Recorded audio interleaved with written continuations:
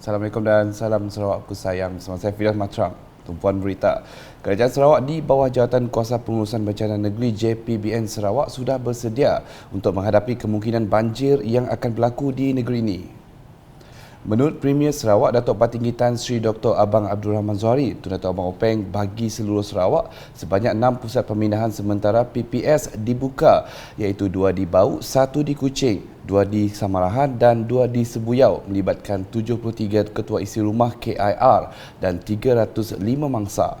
Kita meminta rakyat supaya berhati-hati, khususnya mereka yang tinggal dekat tepi sungai.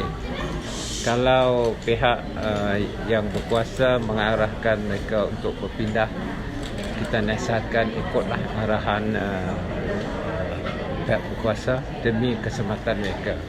Beliau berkata demikian dalam sidang media selepas melawat PPS Dewan Kampung Bedaun di sini pada Jumaat.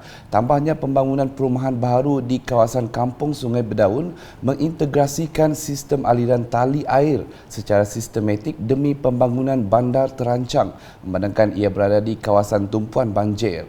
Katanya situasi banjir ketika ini memberi pencerahan tentang kelemahan pelaksanaan mengikut pelan utama sedia ada. Maka ini sedang dilaksanakan oleh Jabatan DID bersama dengan pihak LCDA, kerana LCDA yang memaju kawasan ini. Dan di mana kita tahu keluarga extended family dan rohana akan ditempatkan di sini. Dan makna dia infrastrukturnya hendaklah kita bangunkan dan kita integrate dengan kampung-kampung yang sudah ada di sini. Ini akan mengelakkan masalah di masa depan. Kerajaan kita di peringkat negeri Sarawak, kita akan membelanjakan dari sudut sistem parit dan tali air ini, kerana untuk jangka panjang ia akan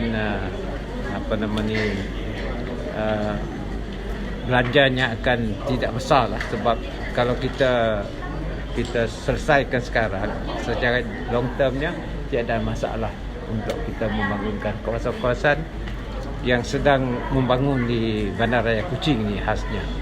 Hadir Timbalan Premier Sarawak merangkap pengerusi JPBN Sarawak Datuk Ahmad Douglas Ugambas dan Menteri Pembangunan Wanita, Keluarga dan Masyarakat Datuk Sri Nancy Shukri. Laporan seterusnya, sebagai sebuah negara pengeluar dan perdagangan, Malaysia amat prihatin terhadap perkembangan peraturan produk bebas penerbangan hutan Kesatuan Eropah EU yang menyasarkan komoditi termasuk minyak sawit, kayu, koko dan getah. Timbalan Perdana Menteri Datuk Seri Fadilah Yusof dalam satu kenyataan media pada Jumaat berkata, inisiatif unilateral itu memudaratkan perdagangan bebas dan adil serta boleh mengakibatkan kesan buruk ke atas rantaian bekalan global. Katanya peraturan itu akan memberi beban tambahan kepada pengeksport minyak sawit Malaysia ke pasaran EU, khususnya keperluan kebolehkesanan tambahan dan data yang mesti diberikan kepada pelanggan akhir yang berpangkalan di EU. Jelas Menteri Peladangan dan Komoditi Malaysia itu, beberapa aspek proses penilaian risiko peraturan itu adalah tidak produktif kepada komitmen untuk membendung penerbangan hutan global dan menghadapi risiko mengecewakan negara pengeluar.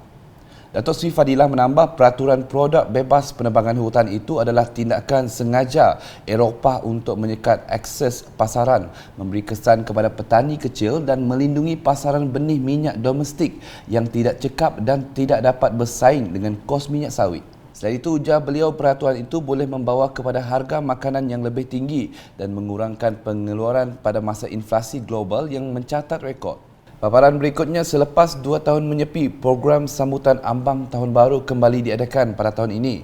Untuk sambutan tahun ini, ia akan diadakan di Stadium Perpaduan Kuching, Sarawak pada 31 Disember 2022. Menteri Pelancongan Industri Kreatif dan Seni Persembahan Datuk Seri Abdul Karim Rahman Hamzah berkata pelbagai persembahan hiburan serta pertunjukan bunga api akan diadakan pada malam itu bagi menyambut kedatangan Tahun Baru 2023. Temanya Let's Celebrate Together, kita masih kekalkan.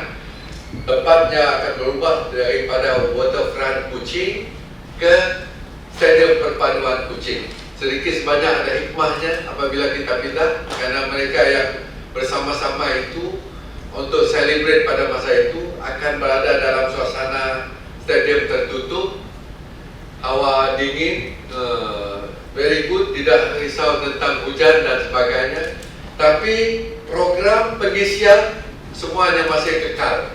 Entertainer, penyanyi dan hiburan-hiburan yang akan disediakan masih lagi kekal, termasuk dengan firework display selepas ubah tahun ataupun selepas jam 12 2022 Disember.